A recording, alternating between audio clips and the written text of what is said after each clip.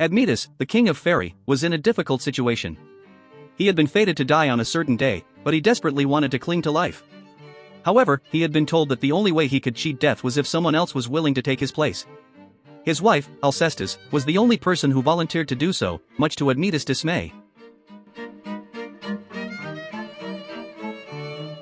What made the situation even more distressing for Admetus was the fact that his own father, Pheres, was not willing to sacrifice himself in his son's place.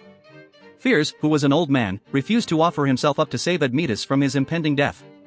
This refusal deeply wounded Admetus, and he could not help but feel a sense of betrayal and resentment towards his father. Admetus could not understand why Pheres, his own flesh and blood, would not do everything in his power to save his son's life. After all, it was a common belief in ancient Greece that parents would do anything to protect and care for their children. Yet, Pheres seemed to disregard this notion entirely, and his actions left Admetus feeling abandoned and alone in his time of need. The fact that Alcestis had to sacrifice herself for Admetus only made the situation more unbearable for him. He was filled with a sense of guilt and sorrow that he had allowed his beloved wife to make such a sacrifice for him. And to add insult to injury, his own father had refused to step in and save him from this terrible fate.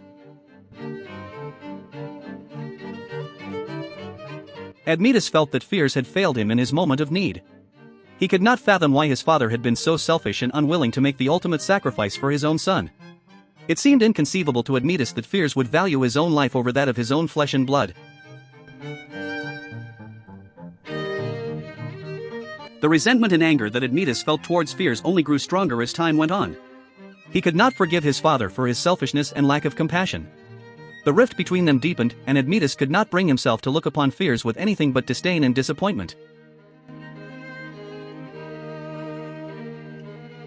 In the end, Alcestis did indeed sacrifice herself to save Admetus, and he was granted a reprieve from death. However, the cost of this reprieve was immense.